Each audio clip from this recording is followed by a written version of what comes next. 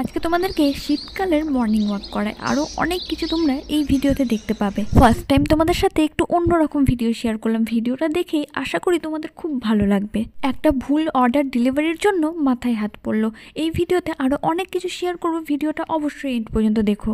তোমাদের সকলকে জানাই শুভ সকাল। এখন মোটামুটি সকাল 6:30 থেকে 6:45 কাছাকাছি বাজবে। আমি চলে এসেছি আমাদের বাড়ির পিছন গেটে তোমাদেরকে একটা জিনিস দেখাবো বলে। শুধু শীতকালে এই জিনিসটি দেখতে পাওয়া যায়। পুকুরের মধ্যে দেখো কতগুলো পাখি সকাল সকাল কিচিরমিচির করছে। তবে এগুলো কিন্তু বহিরাগত পাখি, শুধুমাত্র শীতকালেই তাদের দর্শন পাওয়া যায়। শীত গড়িয়ে যখন গরম আসে তখন আবার তারা চলে যায় হয়তো কোনো ঠান্ডার দেশে। প্রত্যেক শীতে আমি এই পাখিগুলোকে প্রায় ছোটবেলা থেকেই দেখে আসি, তাই ভাবলাম তোমাদের সাথেও একটু শেয়ার করি। তবে এখন খুব অল্প সংখ্যকই পাখি আসে, আগে পুরো পুকুরটাই পাখিতে ভরে যেত। এখন তো কেবল তোমরা শুধু এই ছোট ছোট পাখিগুলোকেই দেখছো, এর থেকেও রাজহাঁসের মতো একটা বড় পাখিও আসতো ঝাঁক বেঁধে। একেবারে দূর থেকে দেখলে মনে হতো হাঁসের মতো।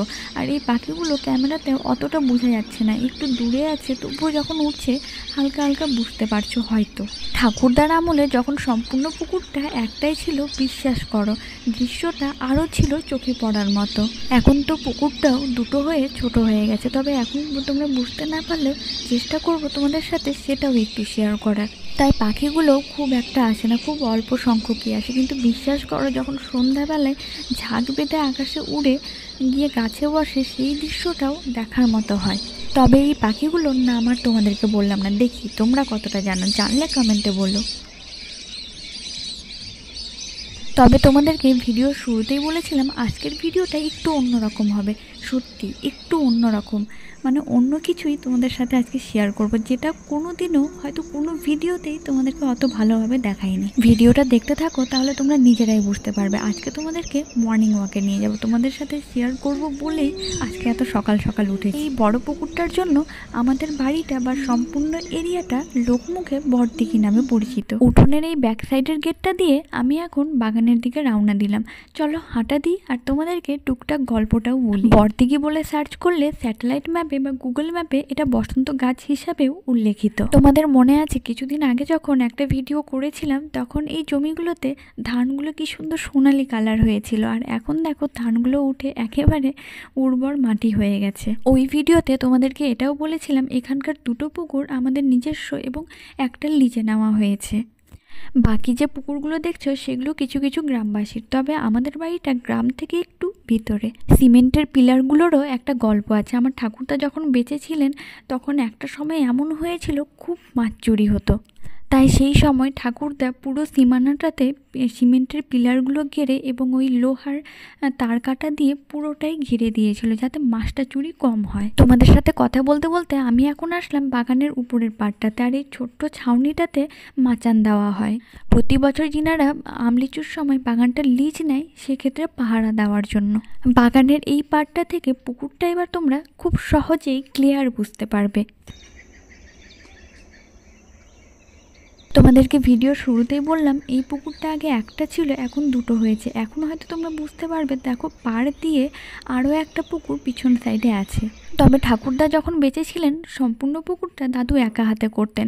এখন সময়ের সাথে সাথে পুকুরটাও যেমন ভাগ হয়েছে তেমন দায়িত্বও ভাগ হয়ে গেছে। তবে আর যাই হোক, প্রাকৃতিক সৌন্দর্যটা আগে যেমন ছিল এখনও ঠিক ততটাই সুন্দর আছে। পুকুরের মাঝখানের পাড়টাতে যে ছোট ছোট গাছগুলো দেখছো, জানি না তোমাদের কতটা মনে আছে, কিন্তু তোমাদেরকে দেখিয়েছিলাম একটা ভিডিওতে যখন বাবা গাছগুলো কিনে নিয়ে আসে। সেই গাছগুলোই দেখো আজ কত বড় হয়ে গেছে। তোমাদেরকে একটু আগেই বললাম আমাদের বাড়িটা গ্রাম থেকে একটু ভিতরে। আসলে ঠাকুরদা যখন প্রথম এই জায়গাটাতে এসেছিলেন তখন এই জায়গাটা মোটেও এরকম ছিল না। ছোটবেলায় ঠাকুরদার কাছে গল্প শুনতাম পুরো এরিয়াটা একটা জঙ্গল, একটা শ্মশান ছিল, তার মধ্যে এই পুকুরটা একটা খাল ছিল মাত্র।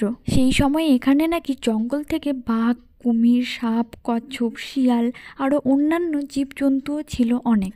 শুধু সেটাই নয়, ভূতের ভয়ও ছিল এখানে। মোটামুটি বেশ কয়েক বছর ধরে পরিষ্কার পরিচ্ছন্নের কাজ চালানোর পর জায়গাটা এরকম হয়। তবে আম গাছ, লিচু গাছ, সমস্ত গাছ অনেক পরে বলে লাগানো হয়। প্রথমে পুকুরের চারপাশে কলা গাছ লাগানো হয়েছিল।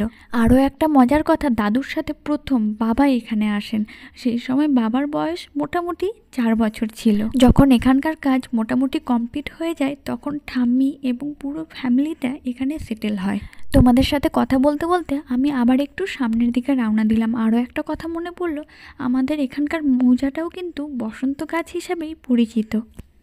জানি না এটা কাকতালীয় না সেই সময় প্রথম এই জায়গাটাতে ঠাকুরদা এসেছিলেন বলে ঠাকুরদার নামে হয়েছে, সেটা আমার কাছে এখনও অজানা। এখন তো অনেক জনবসতি, গ্রাম, ঘরবাড়ি, রাস্তাঘাট সবই হয়েছে। ঠাকুরদা যখন এসেছিলেন তখন এখান থেকে মোটামুটি 1 কিলোমিটারের মধ্যে একটা ছোট্ট ঋষির আশ্রম ছিল, সেখান থেকে বালতিতে করে খাওয়ার জল আনা হতো। তাহলে ভাবো কতটা জঙ্গলের মধ্যে এসে ঠাকুরদা বসতি স্থাপন করেছিল। সেই সময় মানুষজন, বাড়ি ঘর সব তো দূরেই থাক। চারপাশটা একটু দেখে নাও, তারপরে সামনেটা দেখাচ্ছি। আর উপর দিয়েও আগে আসা যেত, এখন তো পুরো জঙ্গল হয়ে গেছে। আর নিচের রাস্তাটা দিয়েই আমি এখন আসলাম। যেদিকে চোখ যাবে চারদিকে শুধু তোমরা পুকুরই দেখতে পাবে। পিলারগুলোর কথা তোমাদেরকে বললামই যে মাছ চুরির জন্য ঠাকুরদা একসময় গেড়েছিল, আর পিলারগুলোর এই পাশ থেকে আমাদের সীমানা। আর সামনে যে পুকুরটা দেখছো সেটা নিয়ে চলছে এখন আমাদের পারিবারিক সমস্যা। তবে সেটা আর বেশি কিছু বললাম না, তবে শুধু এইটুকুই তোমাদেরকে দেখানোর যে এত কিছু একা হাতে আমার ঠাকুরদা করেছিলেন। এখন মনে হচ্ছে যদি মানুষটা বেঁচে থাকতেন সত্যি তোমাদেরকে দেখা করাতে পারতাম, আরও ভালোভাবে তোমরা জানতে পারতে সব কিছু। ড্রেনের মতো এই মাটি কাটাটা দেখছো, এই রিলেটেড তোমাদেরকে একটা মজার গল্প বলি। আমার যখন বয়স মোটামুটি 7-8 বছর, তখন এই জায়গাটা একটা গর্তের মতো ছিল, আর পারাপারের জন্য একটা পাতলা রাস্তা ছিল। নিচে দিয়ে বেশ ভালোই পরিমাণে জল এপার ওপার হতো। সামান্য ওইটুকু পার করতে গিয়ে আমি গর্তের মধ্যে পড়তে পড়তে বেঁচেছিলাম। মানে পাড়ের উপরে যে ছোট ছোট জঙ্গল ধরনের গাছগুলো থাকে সেগুলো ধরে ঝুলে পড়েছিলাম। আর বাবা সেই কথাটা নিয়ে এখনও আমার সাথে মজা করে। এই রাস্তাটা দিয়ে বাগানের পুরো চারপাশটাই ঘোরা যায়, মানে পুকুরটা সম্পূর্ণ ঘোরা যায়। তবে আজকে আর গেলাম না, আজকে এতটাই থাক। আবার নেক্সট কোনো দিন বাকি পার্টটা দেখাবো। এভাবে বড় পুকুরটার চারপাশটাই ঘোরা যায়। তোমরা তো সামান্যটুকু অংশ এতক্ষণে দেখলে, তোমরাও একটু আস্তে আস্তে আমাদের ফ্যামিলির সদস্য সংখ্যাটা একটু বাড়াও, তাহলে আমারও তোমাদের সাথে জিনিসগুলো শেয়ার করতে আরও বেশি ভালো লাগবে। আর তোমরা অলরেডি যারা ফ্যামিলির সদস্য হয়ে গেছো তাদেরকে মন থেকে অসংখ্য ধন্যবাদ জানাই। অনেক কিছু তোমাদেরকে বলার আছে, দেখানোর আছে, শেয়ার করার আছে। তার জন্য তোমরা ফ্যামিলির সদস্য হয়ে যাও, চ্যানেলটাকে সাপোর্ট করো, ফেসবুক পেজ এবং হোয়াটসঅ্যাপ চ্যানেলটিকেও ফলো করতে পারো।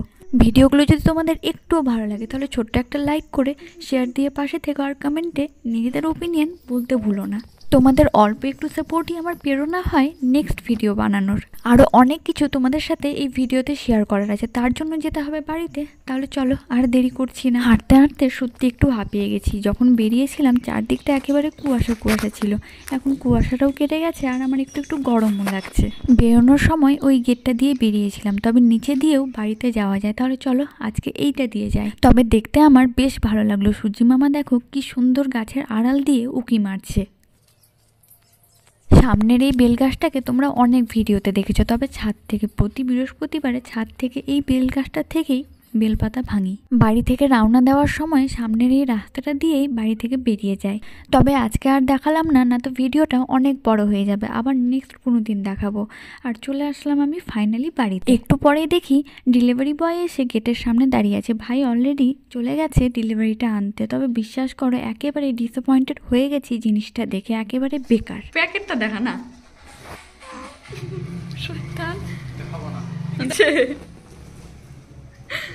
আনবক্সিং করেই মনটা একেবারে খারাপ হয়ে গেল। রাপিউজের জন্য দুটো স্লিপার্স অর্ডার দিয়েছিলাম। দাম হিসাবে কোয়ালিটিটা মোটামুটি এভারেজ। রাপিউজের জন্য বাড়িতে পরার ঠিকঠাকই ছিল, কিন্তু স্লিপার্সগুলোর যে সাইজটা অর্ডার দিয়েছিলাম সেই সাইজটাই দেয়নি। দুইটা দুই রকমের সাইজের দিয়েছে। পায়ের মাপেই হয় না, ছোট হয়, তো পরবো কীভাবে বলো? তাও পরতেই হবে, কারণ অর্ডার সামারিতে গিয়ে দেখি রিটার্নের অপশনই নাই, রিটার্ন করাই যাবে না, নো রিটার্ন পলিসি দেখাচ্ছে। দুটো স্লিপার্সের দাম নিয়েছিল 198 টাকা। দাম হিসাবে কোয়ালিটিটা তাও যদি আমি ঠিক বলি, কিন্তু যদি অর্ডারটা ঠিক মাপের দিত তাহলেই হতো। দুটো স্লিপার্স কম্বো হিসাবে ছিল, সেই দেখেই নিয়েছিলাম। আর 6 নাম্বারটা অর্ডার দিয়েছিলাম, কিন্তু 6 নাম্বার তো দেয়নি। একটা দিয়েছে 5 নাম্বার আর একটা দিয়েছে 4 নাম্বার। ফ্লিপকার্টের এই অর্ডারটার একেবারেই ব্যাড এক্সপিরিয়েন্স। দাম হিসাবে জিনিসটা মোটামুটি রাপিউজের জন্য ঠিকই ছিল, কিন্তু সাইজটা যদি ঠিক দিত তাহলেই হতো। তার উপর থেকে রিটার্ন করাও যাবে না, এটাই হচ্ছে সমস্যা। তাহলে ব্যবহার তো করতেই হবে, আর কিছু করার নাই। এত কিছু তোমাদেরকে দেখাতে দেখাতে আর ভিডিওটা শ্যুট করতে করতে আমার পেয়ে গেছে প্রচণ্ড খিদা, তাই চলে গেলাম রান্নাঘরে। দেখি আজকে লাঞ্চ মেনুতে কি কি রান্না হচ্ছে। রান্নাঘরে এসে দেখি অলমোস্ট রান্নাও কমপ্লিট হয়ে গেছে, কিন্তু এখন বাজে বিকেল 4টে। আজকের লাঞ্চ মেনুতে রান্না হয়েছিল বেগুন ভাজা, সেই সাথে মাছ ভাজাও আছে এবং আলু সিদ্ধ ও মাছের ঝোল, আলু ফুলকপি দিয়ে। সেই সাথে দেখতেই পাচ্ছ আছে গরম গরম ভাত। তবে রান্নাটা কমপ্লিট করতেই সন্ধ্যা নেমে এলো, তাই আমাদের কারোরই আর লাঞ্চটা করতে ইচ্ছা করলো না, তাই উলট পালট খাওয়া দাওয়া শুরু করলাম। চা খাবি? কফি? কফি? কফি খাবো। চা ভালো লাগে।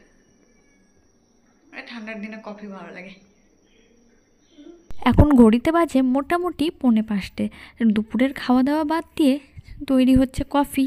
তবে উইন্টার স্পেশাল কফি কার কার খেতে ভালো লাগে একটু কমেন্টে বলো। আমার তো চায়ের বদলে ঠান্ডার দিনে কফিটা একটু বেশি ভালো লাগে। আর ভিডিওটা দেখতে দেখতে ভিডিওর নিচে যে ছোট্ট একটা লাইক বাটন আছে সেটা একটু লাইক করে দিও। তবে যদি একটুও ভালো না লাগে ডিসলাইকও করতে পারো, কোনো সমস্যা নাই। আর এই দেখো আমাদের এখনকার খাওয়ার কফির সাথে সাথে মুড়ি মাখাও রেডি হয়ে গেছে, তবুও আলু সিদ্ধর সাথে। ভাতটাকে রান্না করে রাখা হয়েছে হটপটে রাত্রে খাওয়ার জন্য। লাঞ্চ মেনুটা আজকের আমাদের ডিনার মেনু হয়ে গেছে। তবে হটপটের রিভিউটাও তোমাদের সাথে একটা ভিডিওতে শেয়ার করেছি। ফ্লিপকার্ট থেকে অর্ডার দিয়েছিলাম, তোমরা যদি পারচেস করতে চাও সেই ভিডিওটাও দেখতে পারো। আই বাটনেও দিয়ে দিব, তোমরা ডিসক্রিপশনেও পেয়ে যাবে। তাহলে আজকের মতো ভিডিওটা আমি এখানে এন্ড করলাম। আশা করি তোমাদের ভিডিওটা একটু হলেও ভালো লেগেছে। ভালো লাগলে ছোট্ট একটা লাইক করো, চ্যানেলে নতুন হলে সাবস্ক্রাইব করো, ফেসবুক পেজ এবং হোয়াটসঅ্যাপ চ্যানেলটিকেও ফলো করে পাশে থাকতে পারো। কমেন্টে অবশ্যই নিজেদের মতামত জানিও এবং ছোট্ট একটা শেয়ার করে আমার ফ্যামিলির সদস্য সংখ্যাটা একটু বাড়িয়ে দিও। এতক্ষণ ভিডিওটা দেখার জন্য তোমাদের সকলকে মন থেকে অসংখ্য ধন্যবাদ। সকলে ভালো থেকো, সুস্থ থেকো, এভাবেই পাশে থেকো। আবার তোমাদের সাথে দেখা হবে নেক্সট নতুন কোনো ভিডিওতে খুব তাড়াতাড়ি। Thanks for watching.